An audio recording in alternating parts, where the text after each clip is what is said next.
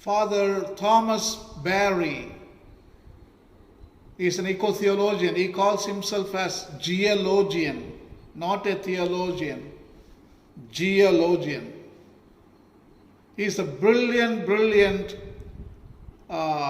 environmental activist. He has written many books, but one book is very famous and it stands out. The title is The Great Work. The Great Work.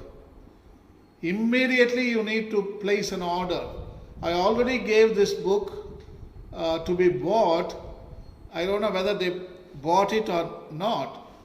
And you please ask the librarian to get this book immediately. This book is a must.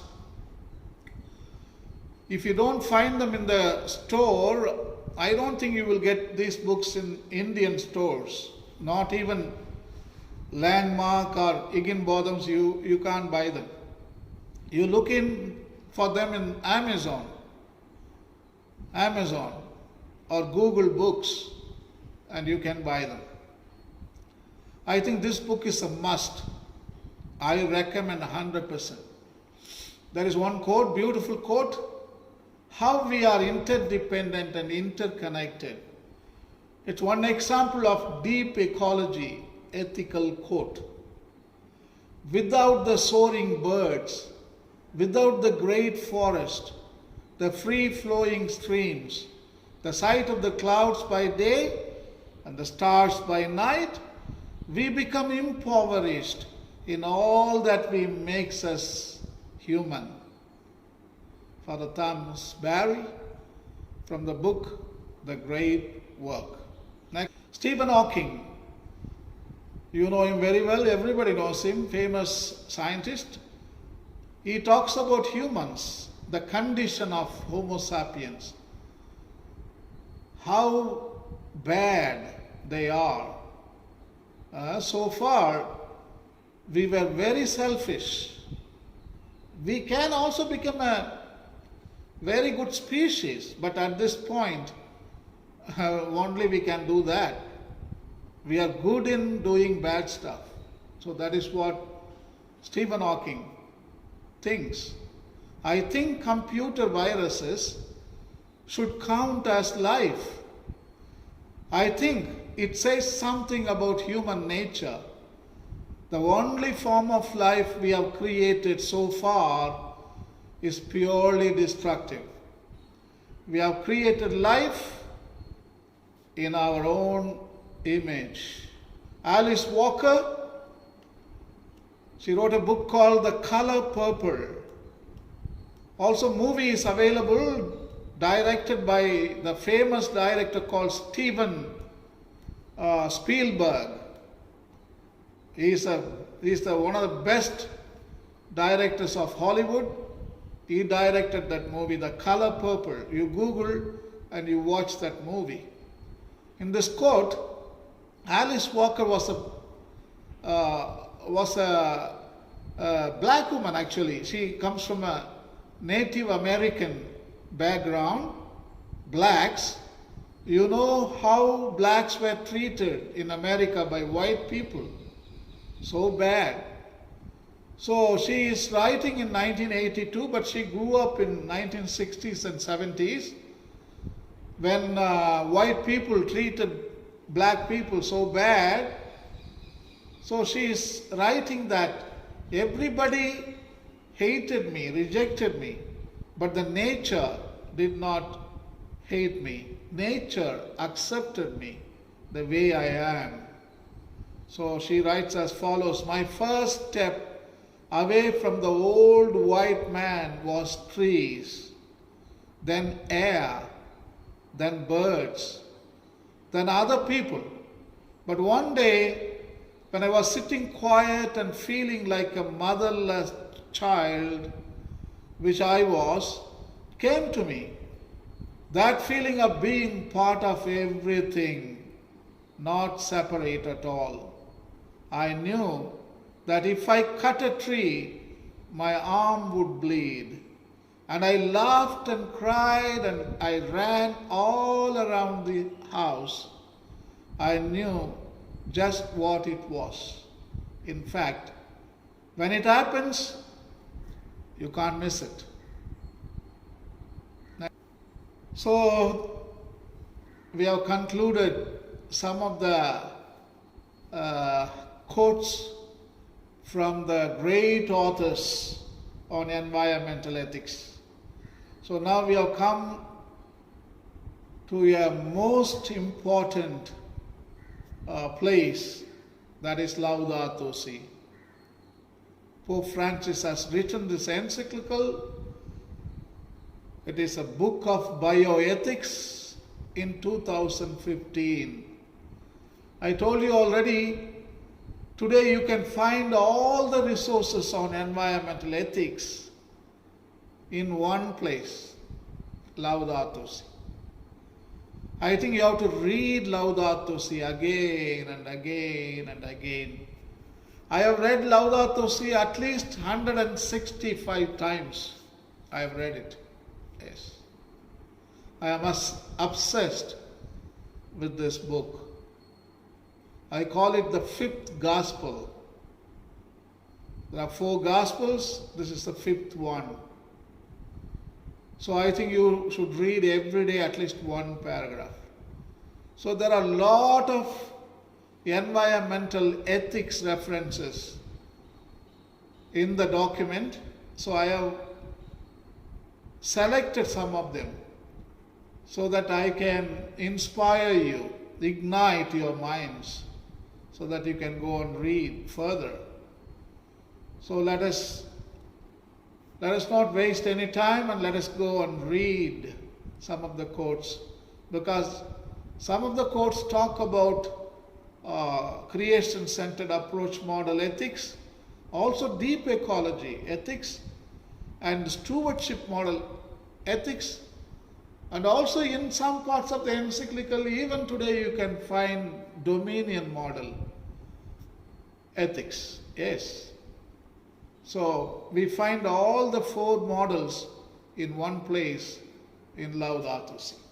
See, Pope Francis writing on loss of biodiversity in the para number 33, it is not enough, however, to think of different species merely as potential resources to be exploited, while overlooking the fact that they have value, that is intrinsic value in themselves.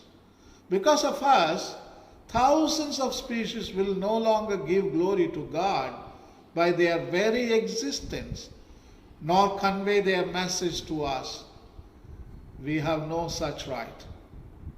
42 and 44 of Laudato Si, they talk about ethics.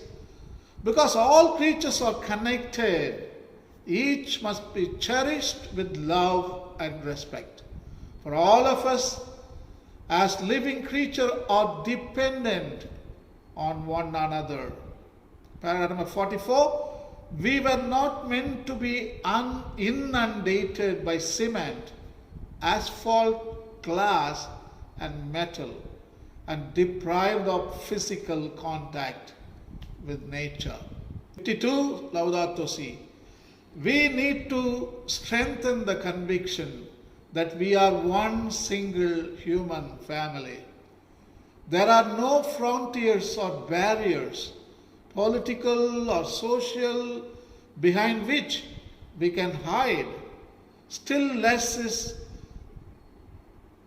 there room for the globalization of indifference.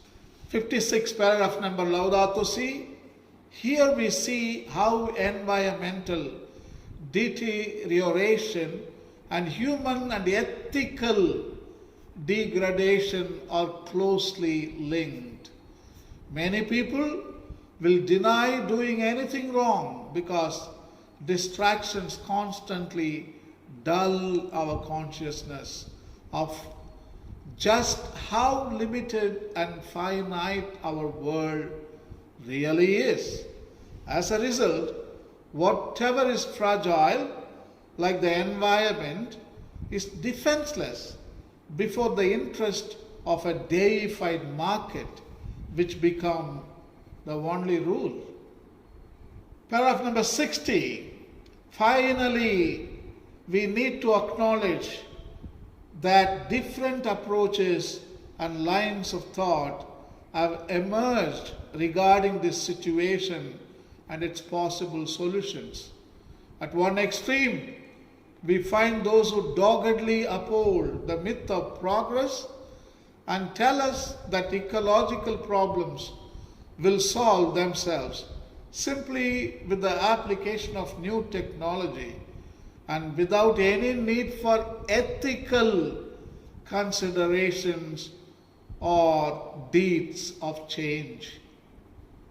Pope is writing, the change should come in ethical thinking, not in science and technology or politics or religion or economy. They are not going to fix our problems. Only ethical mind is going to fix the ecological crisis. 64, paragraph number. I would like from the outset to show how faith convictions can offer Christians and some other believers as well ample motivation to care for nature. The simple fact of being human moves people to care for the environment of which they are a part. Christians in their turn realize that their responsibility within creation and their duty towards nature and the Creator are an essential part of their faith. It is good for humanity and the world at large when we believers better recognize the ecological commitments which stem from our convictions. Here the ecological commitments symbolize environmental ethics. Number 66 of Laudato Si. Lot of times I was talking again and again this three vital relationships. This is a paragraph where Pope is talking about them. They suggest that human life is grounded in three fundamental and closely intertwined relationships with God, with our neighbor, with the earth itself. According to the Bible, these three vital relationships have been broken both outwardly and within us. This rupture is sin. This in turn distorted our mandate to have dominion over the earth, to till it and keep it. As a result, the originally harmonious relationship between human beings and nature became conflictual. 67, Pope Francis is interpreting what dominion is all about. This is a place where I was talking about Lynn White Jr.'s article, The Historical Roots of Our Ecological Crisis, written in 1967. So Pope is responding to its provoked article in paragraph number 67 of Laudato Si. Judeo-Christian thinking on the basis of the Genesis account, which grants man dominion over the earth, that is Genesis chapter 1, 26 and 28, has encouraged the unbridled exploitation of nature. This is not a correct interpretation of the Bible as understood by the church, although it is true that we Christians have at times incorrectly interpreted the scriptures. Nowadays, we must forcefully reject the notion that our being created in God's image and given dominion over the earth justifies absolute domination over other creatures. Such a beautiful response from Pope Francis. All those interpretations, what we love to learn and study, we need to reject them. And we need to reread and revision and reinterpret these texts. 66. Pope Francis is really writing about the beauty of the natural world, where we need to respect the laws of nature. Human beings must respect the laws of nature and the delicate equilibria existing between the creatures of this world, for he fixed their bounds and he set a law which cannot pass away. The laws found in the Bible dwell on relationships, not only among individuals, but also with other living beings. Shall not see your brother's donkey or his ox fallen down by the way, and withhold your help. If you chance to come upon a bird's nest in any tree or on the ground with young ones or eggs, and the mother sitting upon the young or upon the eggs, you shall not take the mother with the young. Along these same lines, rest on the seventh day is meant not only for human beings, but also so that your ox and your donkey may have rest. Clearly, the Bible has no place for a tyrannical anthropocentrism, unconcern for other creatures. Paragraph number 69. Other living beings have a value of their own in God's eyes. By their mere existence they bless Him and give Him glory. The Lord rejoices in all His works. In our time, the Church does not simply state that other creatures are completely subordinated to the good of human beings, as if they have no worth in themselves and can be treated as we wish. The Catechism clearly and forcefully criticizes a distorted anthropocentrism. Each creature possesses its own particular goodness and perfection. Each of the various creatures, willed in its own being, reflects in its own way a ray of God's infinite wisdom and goodness. Man must therefore respect the particular goodness of every creature to avoid any disordered use of things. Brilliant quote for our formulation of environmental ethics. 71, paragraph number. The biblical tradition clearly shows that this renewal entails recovering and respecting the rhythms inscribed in nature by the hand of the Creator. We see this, for example, in the law of the Sabbath. On the seventh day, God rested from all His work. He commanded Israel to set aside each seventh day as a day of rest, a Sabbath. So here comes deep ecology, model ethic references. So this is what Pope is writing. This paragraph follows deep ecology, model ethics, because Pope is talking about the abiotic parts of the natural world. Similarly,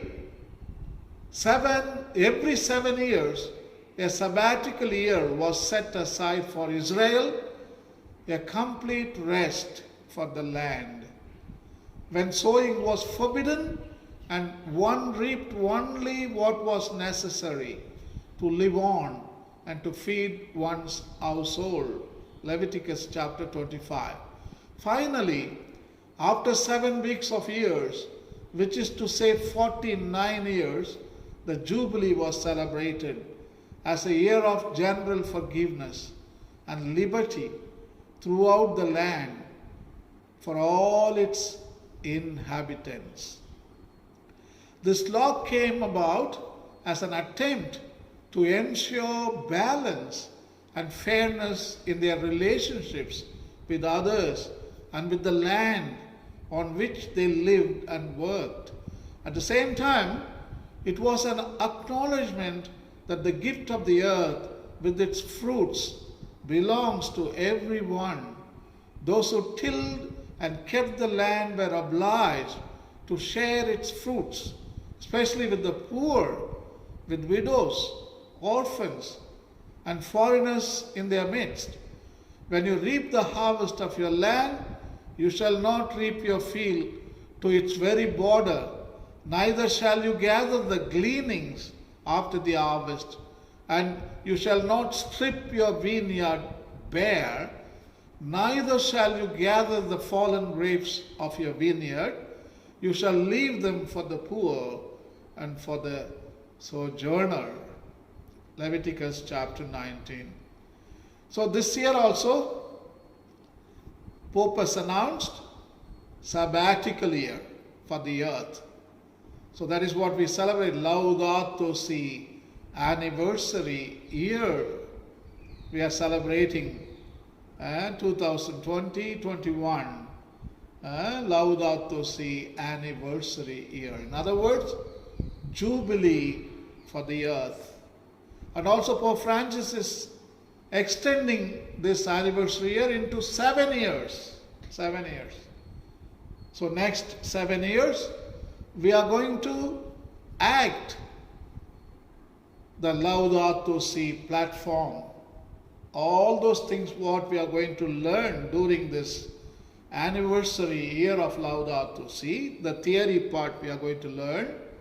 So we are going to practice it next 7 years on a Laudato Si platform. So see, this slide is very important. Paragraph number 71 is very important. You read again and again so that you can interpret the year of Laudato Si and the 7 years of Laudato Si. So I think you get a lot of resources there. 105. See, Pope Francis is writing about ethics here. The fact is that contemporary man has not been trained to use power well, because our immense technological development has not been accompanied by a development in human responsibility, values, and conscience. Each age tends to have only a meager awareness of its own limitations. It is possible that we do not grasp the gravity of the challenges now before us, but human beings are not completely autonomous. Our freedom fades when it is handed over to the blind forces of the unconscious, of immediate needs, of self-interest, and of violence. We cannot claim to have a sound ethics, a culture, and spirituality genuinely capable of setting limits and teaching clear-minded self-restraint. Para 110, a science which would offer solutions to the great issues would necessarily have to take into account the data generated by other fields of knowledge, including philosophy and social ethics. But this is a difficult habit to acquire today. Nor are there genuine ethical horizons to which one can appeal. Life gradually becomes a surrender to situations conditioned by technology, itself viewed as the principal key to the meaning of existence. 114. Pope is calling for a bold cultural revolution against those big revolutions I discussed about, industrial revolution and green revolution. These are the two revolutions that destroyed and created the ecological crisis. So Pope is calling for a new revolution. He is calling it as bold cultural revolution. All of this shows the urgent need for us to move forward in a bold cultural revolution. Science and technology are not neutral. From the beginning to the end of a process, various intentions and possibilities are in play and can take on distinct shapes. Nobody is suggesting a return to the Stone Age, but we do need to slow down and look at reality in a different way to appropriate the positive and sustainable progress which has been made, but also to recover the values and the great goals swept away by our unstrained delusions of grandeur. Unrestrained delusions of grandeur. Here, the values and the great goals, they signify environmental ethics. 123, when the culture itself is corrupt and objective truth and universally valid principles are no longer upheld, then laws can only be seen as arbitrary impositions or obstacles to be avoided. Yes. Beautiful quote. See, the culture itself, and objective truth and universally valid principles, they symbolize environmental ethics. When there is no environmental ethics, only confusion. 130. While humans' intervention on plants and animals is permissible when it pertains to the necessities of human life, the Catechism of the Catholic Church teaches that experimentation on animals is morally acceptable only if it remains within reasonable limits and contributes to caring for or saving human lives. The Catechism firmly states that human power has limits and that it is contrary to human dignity to cause animals to suffer or die needlessly. All such use and experimentation requires a religious respect for the integrity of creation. Like 136, very small paragraph, look at that, but filled with insights on environmental ethics. As we have seen in this chapter, a technology severed from ethics will not easily be able to limit its own power.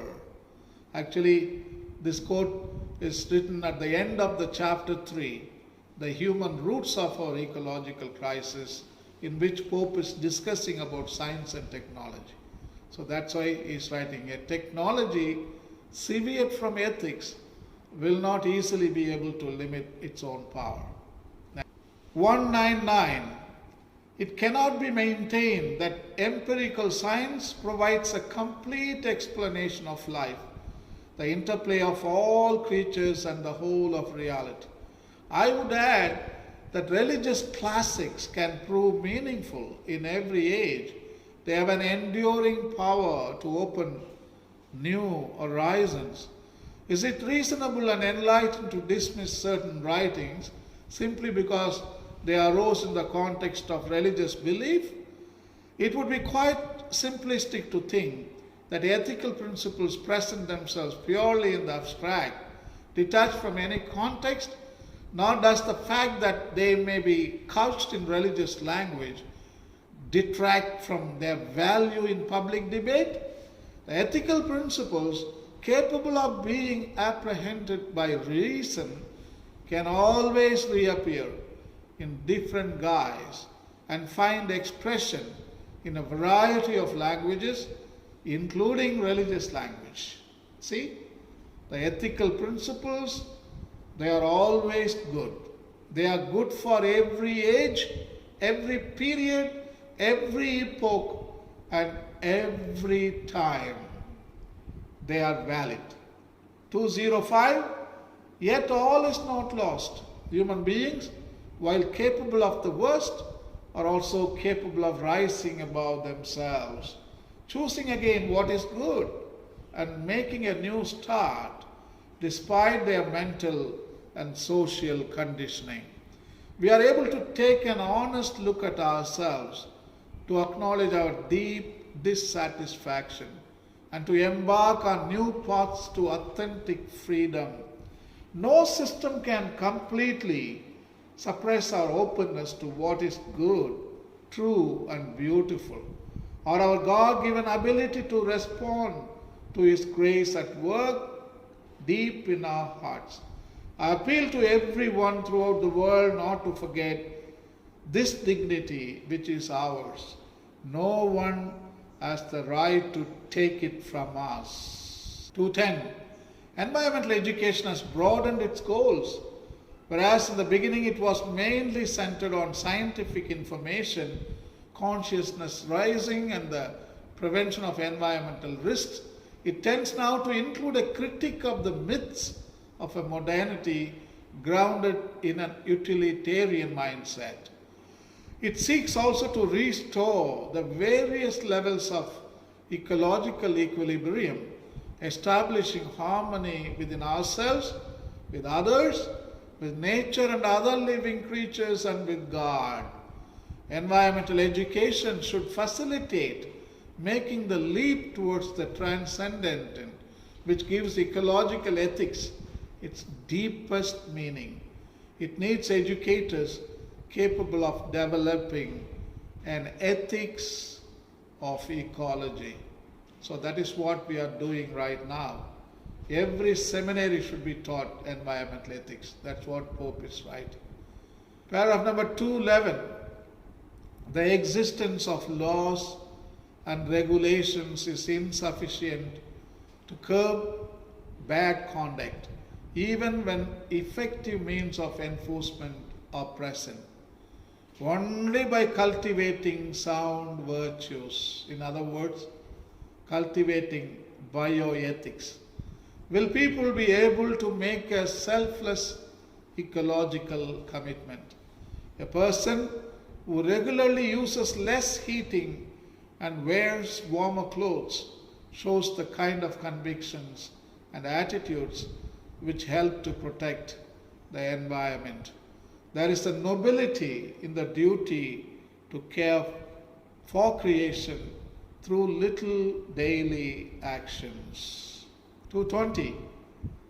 I already talked about it now, about the importance of each creature, how we are connected with the rest of creation. I quoted in my class maybe some 2 or 3 days ago. Again, I'll read it for you. This conversion calls for a number of attitudes. Pope is calling ecological conversion. Ecological conversion. So that is what this conversion calls for, a number of attitudes which together foster a spirit of generous care, full of tenderness. First, it entails gratitude and gratitudeness, a recognition that the world is God's loving gift. Do not let your left hand know what your right hand is doing. Second, it also entails a loving awareness that we are not disconnected from the rest of creatures, but joined in a splendid universal communion. As believers, we do not look at the world from without, but from within. I have sent a small video clip today morning to Brother Maria. Brother Maria there? Brother Maria, you forward that video, and if possible you show to the brothers. It is about a chimpanzee, old chimpanzee dying, and your old friend coming to visit the chimpanzee, because when chimpanzee was small, this man cared for it, played with the chimpanzee when the chimpanzee was young. So after 60 years they are meeting, chimpanzee remembers. Before dying, the chimpanzee responds. The chimpanzee already almost dead, but when the man came, the chimpanzee remembered everything, what happened 60 years ago. And you should see that clip. It's so beautiful. I sent this morning. So that clip is related to this subject.